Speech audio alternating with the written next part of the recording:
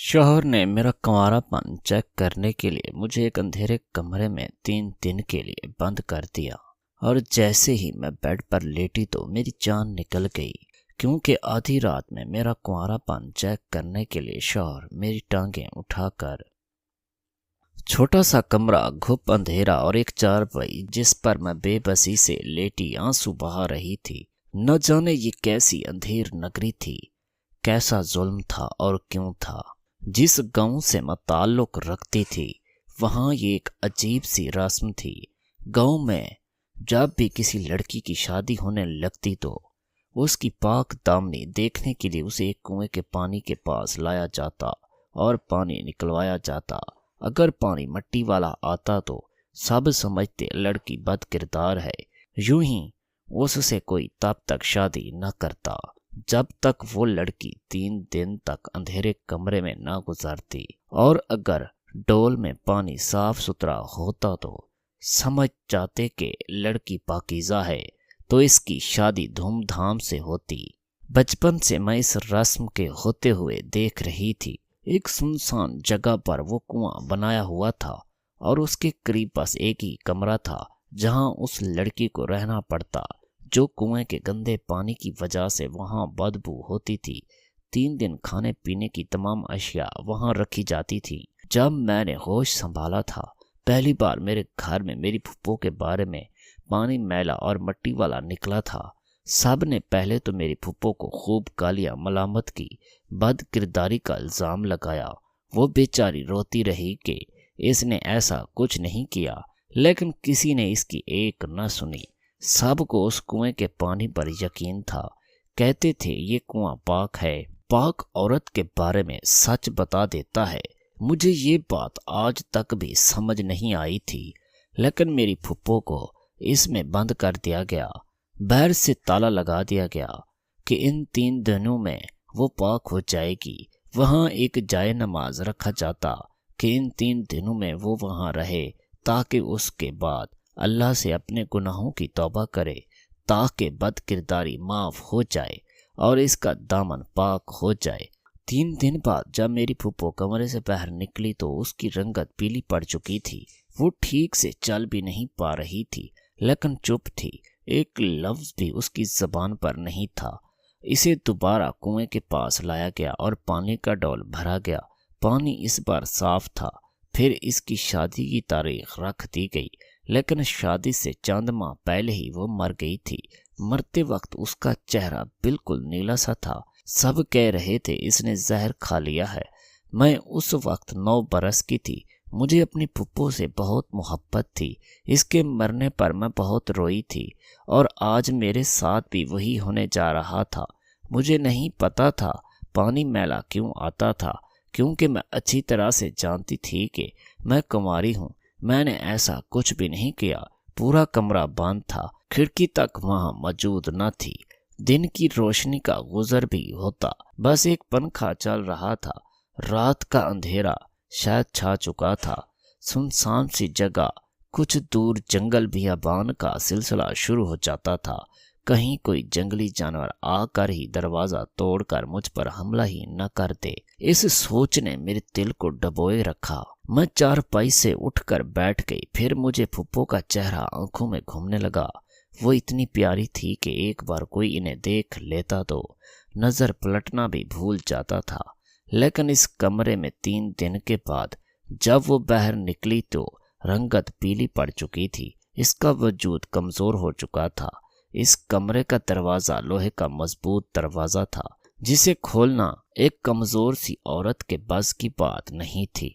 मैंने खाने की टोकरी से कपड़ा हटाया तो सिवाय फल के और कुछ भी नहीं था। मुझे ख्याल आने लगा शायद फूफो की कमजोरी की वजह खुराक की कमी थी। फिर ये ख्याल मेरी जान लेने लगा कि मैं भी इन 3 दिनों में ऐसे ही हो जाऊंगी। कमरे में ना कोई बटन मौजूद था, ना ही कोई बल्ब लगाया गया था। मैंने पूरे कमरे का जायजा लिया। ठीक से कुछ दिखाई भी नहीं दे रहा था। मैं फिर बेबसी से दोबारा चारपाई पर बैठ गई। अभी कुछ ही देर मुझे वहां बैठे हुई थी कि मुझे कुछ आहटों की आवाज आने लगी। मेरे खौफ के मारे रूह फना होने लगी थी।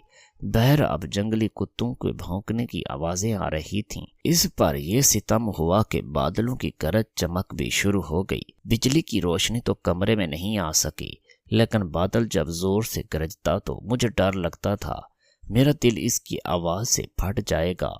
तेज बारिश की आवाज सुनकर मेरा ज़ब्त जवाब देने लगा था। मैं रोने लगी थी। मुझे फिर से फुप्पो याद आ गई। यकीनन वो भी इस खौफ की वजह से और अकेलेपन की वजह से डरती रही होगी। मैंने सोचा रोना तो कोई हल नहीं है, मैं अपने रब के हुजूर दुआ कर लूं तो शायद मेरी मदद ही हो जाए। मैं वॉशरूम चली गई। अभी वज़ू कर रही थी कि वॉशरूम के अंदर से एक खिड़की खुली। मुझे ताज्जुब हुआ जब कमरे में कोई खिड़की मौजूद नहीं थी तो वॉशरूम में खिड़की कैसे हो सकती है। लेकिन जैसे ही मैं इस खिड़की से बाहर झांक कर देखा तो मेरी रूह फना हो गई थी। मेरे वालिद एक किसान थे, लेकिन मुझे पढ़ने का बहुत शौक था। 10वीं जमात में मैंने अपने गांव के गर्ल्स स्कूल से अच्छे नंबरों से पास किया था। अब्बा नहीं चाहते थे कि मैं आगे तालीम हासिल करूं, लेकिन मेरा शौक तो जुनून की शक्ल अख्तियार कर गया था। पहल तो मैंने अब्बा को प्यार से मनाया। जब वो नहीं माने तो मैं उनसे नाराज हो गई। फिर खाना पीना तक छोड़ दिया था। मुझे मजीद तालीम हासिल करनी थी, लेकिन अब्बा को ये खौफ था कि उन्होंने सुन रखा था लड़कियां ज़्यादा पढ़ लिख जाएं तो अपनी मनमानी करने लगती हैं, माँ बाप से बहस करती हैं। इसलिए मुझे आगे तालीम जारी रखने की इजाज़त इस शर्त पर मिली कि मैं शादी वहीं करूं जहां मेरे अब्बा चाहेंगे। मुझे सिर्फ तालीम हासिल करने का शौक था, इसलिए मैंने अब्बा की शर्त को बाखुशी कबूल कर लिया। चूंकि कोई कॉलेज नहीं था, इसलिए मैं शहर के हॉस्टल में रहती थी। 15 दिन बाद गांव आती थी। 14वीं जमात पास करते ही मैं जैसे ही गांव गई, अब्बा ने मेरी शादी का फैसला करना शुरू कर दिया। कहने लगे, सना 1 हफ्ते बाद तुम्हारी शादी है। मैंने अपना वादा निभाया है, तुम्हें तालीम दिलवा कर तुम अब अपना वादा निभाओ। शादी के मामले में तुम कोई सवाल नहीं पूछोगी। मेरी ज़बान को पहले ही ताला लगा दिया गया था, इसलिए मैं चुप सी हो गई। वो कौन था, कैसा था जिससे मेरी किस्मत को जोड़ा गया था? मुझे कुछ भी पूछने का इख्तियार नहीं था, इसलिए मैंने चुप साध ली। फिर मेरे दिल में कोई नहीं था, इसलिए जो मेरे अब्बा की पसंद थी मुझे दिल से कबूल थी।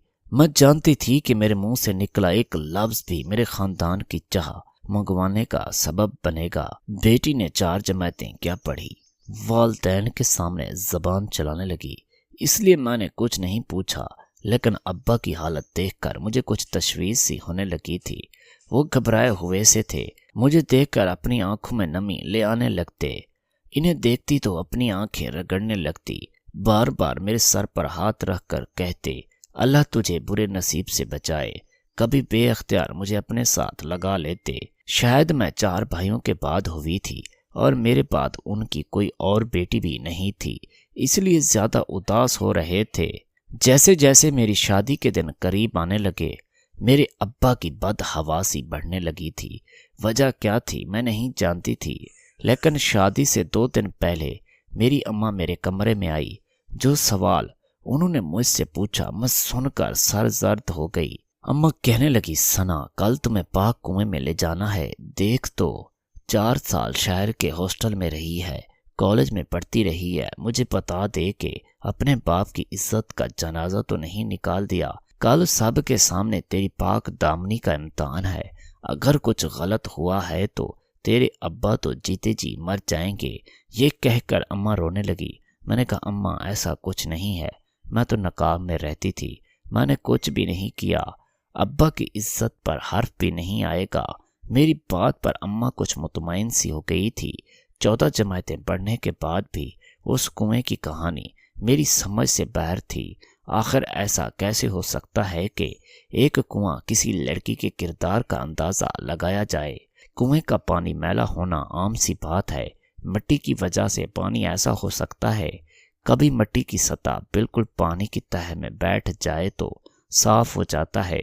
फिर इससे किसी लड़की के बद किरदार और आला किरदार होने का कैसे अंदाज़ा लगाया जा सकता है।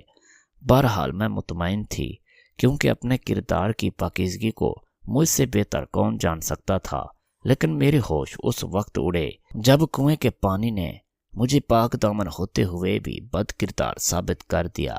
میں بری طرح سے دنگ رہ گئی تھی، بد حواس سی ہو گئی تھی۔ ماں نے سب سے بہت کہا یہ کنواں جھوٹا ہے، میں نے کبھی بھی کچھ ایسا ویسا نہیں کیا۔ میں اپنے ماں باپ کی ذلت کا سبب بن گئی تھی۔ آپ لوگوں کو یقین نہیں تو بے شک میرا میڈیکل چیک اپ کروا کر دیکھ لے۔ آپ کو غلط فہمی ہو چکی ہے۔ خدا را اس بے بنیادی سی رسم پر یقین کر کے بے گناہ لڑکیوں کو اس سنسان ویرانے میں بند نہ کیا جائے، لیکن میری کسی نے ایک نہ سنی۔ ابا نے تو کسی بے جان مجسمے کی طرح یوں کھڑے تھے اور مجھے دیکھ رہے تھے۔ میں نے کوئی گناہ نہیں کیا، مجھ پر لوگوں نے بہت تہمتیں لگائیں۔ ابا سے میرے بارے میں کہنے لگے، دیکھ لے اشرف، تجھے کہا بھی تھا کہ بیٹی کو شہر پڑھنے نہ بھیج، دیکھ ایسی خاک اڑائی ہے، تیری بیٹی نے تیری عزت کی۔ میں ابا کے سامنے بیٹھی روتی رہی، بلبلاتی رہی، ابا میں نے ایسا کچھ نہیں کیا، بے شک میرا میڈیکل چیک اپ کروا لیا جائے۔ لیکن سب لوگوں کو اس کنویں کی سچائی پر یقین تھا، جس کے جھوٹے ہونے کی میں قسم کھا سکتی ہوں۔ بھلا اپنے کردار کے بارے میں مجھ سے بہتر اور کون جان سکتا تھا۔ مجھے کمرے میں بند کر دیا گیا۔ واش روم کی کھڑکی پر ایک مردانہ ہاتھ دیکھ کر میری روح فنا ہو گئی تھی۔ میں جلدی سے واش روم سے باہر نکلی اور واش روم کا دروازہ بند کر کے کنڈی لگا دی۔ پھر سوچنے لگی کہ یہ کیا ماجرا تھا۔ ایک سنسان بیابان جگہ پر ایک واحد کمرہ تھا، آگے پیچھے کچھ بھی نہیں تھا۔ پھر جب کمرے میں کوئی کھڑکی موجود نہیں تھی اور بظاہر دیکھنے پر واش روم میں بھی کوئی کھڑکی نظر نہیں آتی تھی، پھر یہ کھڑکی کہاں سے آئی؟ اور ایک مردانہ ہاتھ کچھ ہی دیر بعد جب مجھے واش روم کے اندر سے دروازے پر دستک ہوئی تو میرا کلیجہ پھٹ جانے کو تھا۔ میں اس قدر خوف زدہ تھی کہ جیسے خوف کے مارے ہی مر جاؤں گی۔ واش روم کا دروازہ بھی لوہے کا تھا، بہت زور سے دھڑک رہا تھا، لیکن میں خوف کے مارے ایک کونے میں چھپ کر بیٹھی اور دروازہ نہیں کھولا۔ کسی کی آواز سنائی نہیں دی گئی تھی، بس دروازہ ہی کھٹکھٹاتا رہا۔ پھر کچھ دیر بعد خاموشی ہو گئی۔ نہ جانے روتے روتے کب میری آنکھ لگ گئی۔ صبح اٹھ کر جب مجھے رات کا خیال آتا تو مجھے ڈر لگنے لگا۔ پورا دن میں نے خوف کی حالت میں گزارا تھا۔ بھوک کی وجہ سے جب میں بے حال ہونے لگی تو میں نے کمرے میں موجود پھل کھانا شروع کر دیے۔ رات کو پھر سے دروازہ بجنے لگا، لیکن میں نے دروازہ نہیں کھولا۔ اس سے اگلی صبح میں یہ سوچ چکی تھی کہ واش روم میں اچھے سے جائزہ لوں گی۔ میں نے دن میں واش روم کا جائزہ لیا جہاں سے کھڑکی کھلی تھی۔ میں نے اس پر ہاتھ پھیرا تو وہ صرف دیکھنے میں دیوار جیسی تھی، لیکن وہ جگہ لکڑی کی بنی ہوئی تھی۔ میں نے اسے باہر کی جانب دھکیلنا شروع کیا۔ کچھ زور لگانے پر وہ کھڑکی کھل گئی تھی۔ میں نے اندر جھانک کر دیکھا تو ایک پتلی سی بند گلی تھی جس کی چھت بند تھی اور گلی میں اندھیرا سا تھا۔ مجھے خوف تو بہت محسوس ہو رہا تھا، لیکن میں اس کھڑکی کے ذریعے سے اس گلی میں اتر گئی۔ مجھے امید سی ہوئی کہ شاید میں یہاں سے نکل سکوں۔ وہ گلی اتنی تنگ تھی کہ صرف 2 ہی افراد بمشکل گزر سکتے تھے۔ میں ڈرتے ڈرتے آگے بڑھنے لگی۔ جیسے جیسے میں آگے بڑھ رہی تھی، اس گلی میں روشنی ہونے لگی تھی۔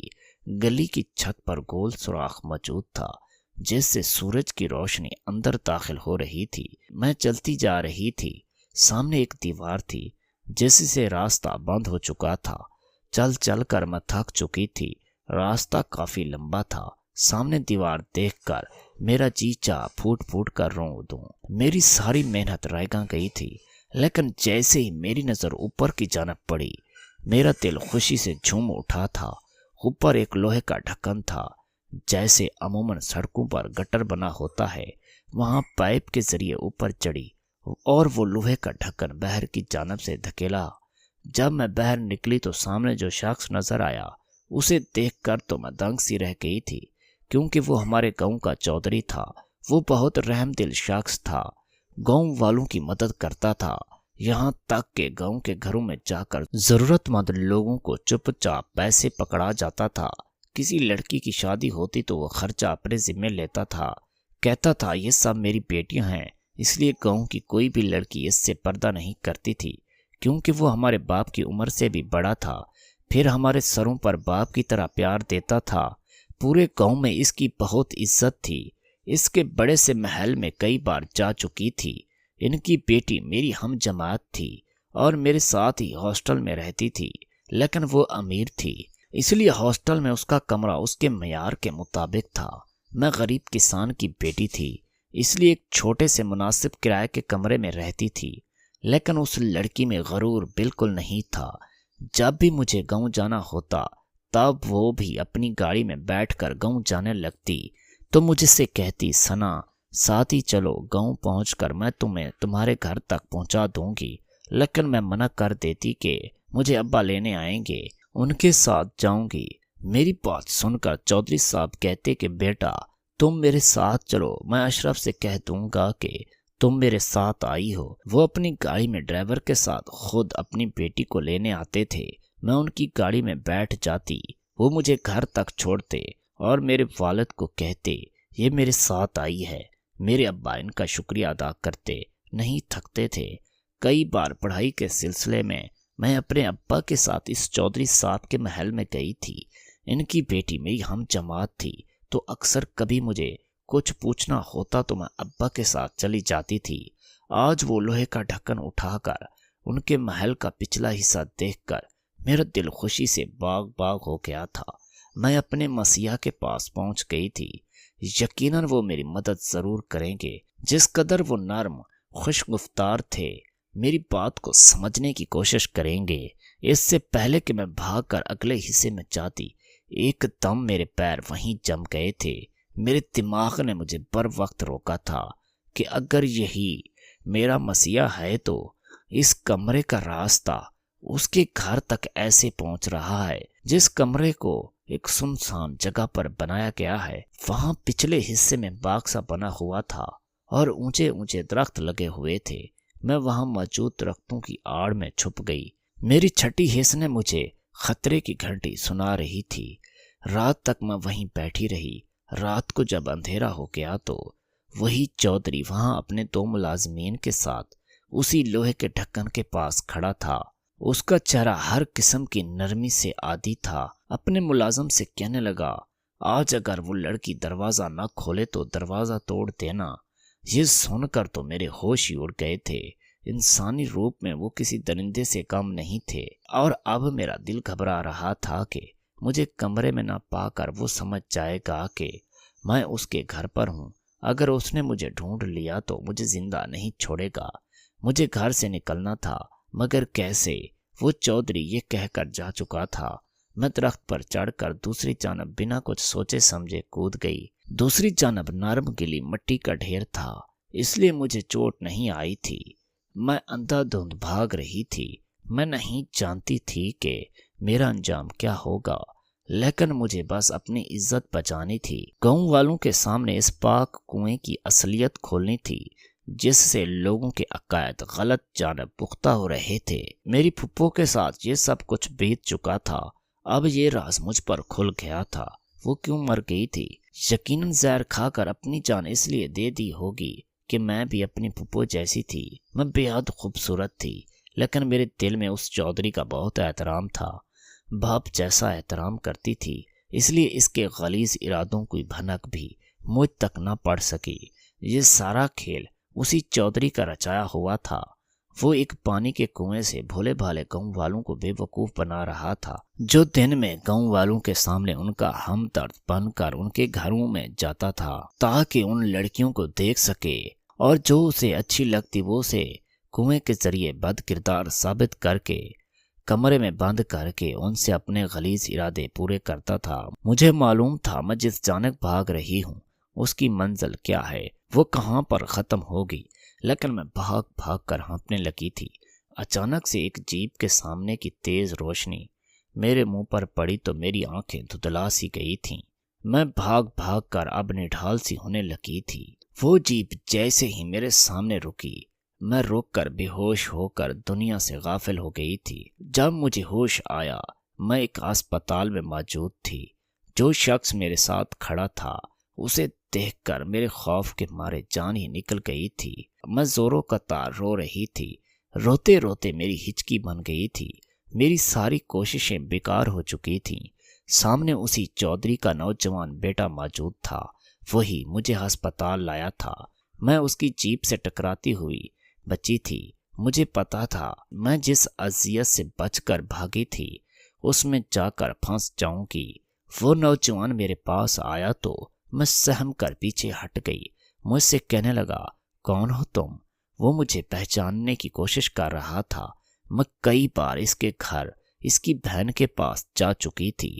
سرسری سا تو وہ مجھے دیکھ چکا تھا۔ مجھے یہ خوف ہوا کہیں مجھے وہ پہچان نہ لے، بس اس لیے میں نے اسے اپنا چہرہ چھپا لیا۔ لیکن میری بری قسمت کہ وہ مجھے پہچان چکا تھا۔ وہ مجھ سے میرے بھاگنے اور رونے کی وجہ پوچھنے لگا۔ میں اسے کیا بتاتی؟ اگر سچ بتا دیتی تب بھی وہ میری بات پر کبھی یقین نہیں کرتا، اور وہ تو اسی کا بیٹا تھا۔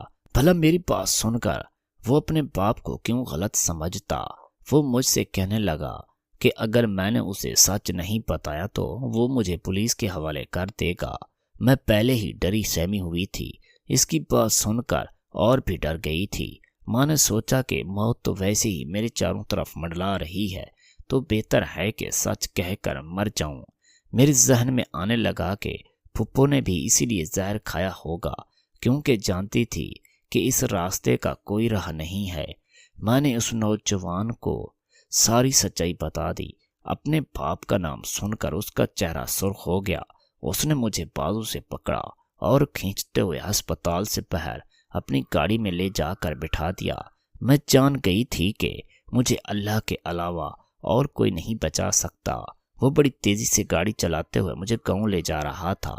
میں اس کی منت سماجت کرنے لگی، میری جان بخش دو، لیکن گاڑی جہاں کھڑی ہوئی تھی وہ دیکھ کر میری جان فنا ہو گئی تھی۔ کچھ ہی دیر میں چودھری کو پولیس پکڑ کر لے جا چکی تھی۔ اس کنویں کی حقیقت کا سارا گاؤں پر راز کھل چکا تھا۔ مجھ پر بھی یہ راز اس دن کھلا کہ چودھری کا بیٹا پولیس میں ہے۔ جب اس کی گاڑی پولیس کے سامنے کھڑی ہوئی دیکھی تو مجھے لگا وہ مجھے پولیس کے حوالے کر دے گا، اپنے باپ پر جھوٹا الزام لگانے کے جرم میں۔ لیکن جب میں اس کے ہمراہ پولیس اسٹیشن کے اندر داخل ہوئی اور بہت سے پولیس اہلکاروں نے اسے سلوٹ کرنے اور سر کہنے لگے، وہ مجھے اپنے آفس میں لے گیا۔ سارا بیان تحریری طور پر لکھوایا گیا۔ پھر مجھ سے کہنے لگا کہ اگر تم سچی ہو تو میں تمہارا ساتھ ضرور دوں گا۔ میں نے کہا، تم اپنے باپ کے خلاف کیسے جا سکتے ہو؟ تو وہ کہنے لگا، میرا وہ سگا باپ نہیں ہے، میری ماں سے اس نے زبردستی شادی کی تھی۔ میرے سگے باپ سے میری ماں کو زبردستی طلاق دلوائی تھی۔ اس نے میری ماں سے نکاح کیا تھا کیونکہ میری ماں بہت خوبصورت تھی۔ اس وقت میں چھوٹا تھا اس لیے کچھ نہ کر سکا۔ یہ شخص خوبصورت عورتوں کو دیکھ کر پاگل سا ہو جاتا ہے۔ میں پہلے سے ہی کسی موقع کی تلاش میں تھا کہ اسے بے نقاب کر سکوں۔ کمرے کا راز بھی کھل چکا تھا۔ میں آزاد باعزت اپنے گھر پر موجود تھی۔ میں نے ہمت نہیں ہاری تھی۔ اپنی عزت کو بچانے کی کوشش میں وہ سب کچھ کیا جو مجھ سے ہو سکا۔ اس لیے اللہ نے میرے ہر قدم پر حفاظت کی۔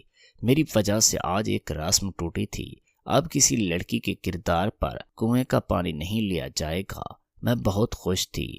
میرے ابا مجھ پر بہت فخر محسوس کرنے لگے تھے۔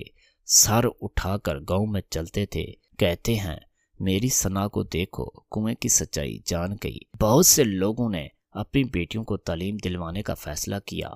یہ میری خوش نصیبی تھی۔ آج کی ویڈیو کہانی آپ کو کیسی لگی کمنٹ کر کے ضرور بتائیے گا، اور ویڈیو اچھی لگی ہے تو لائک شیئر ضرور کیجیے گا، اور ہمارے چینل کو سبسکرائب کریں۔ شکریہ۔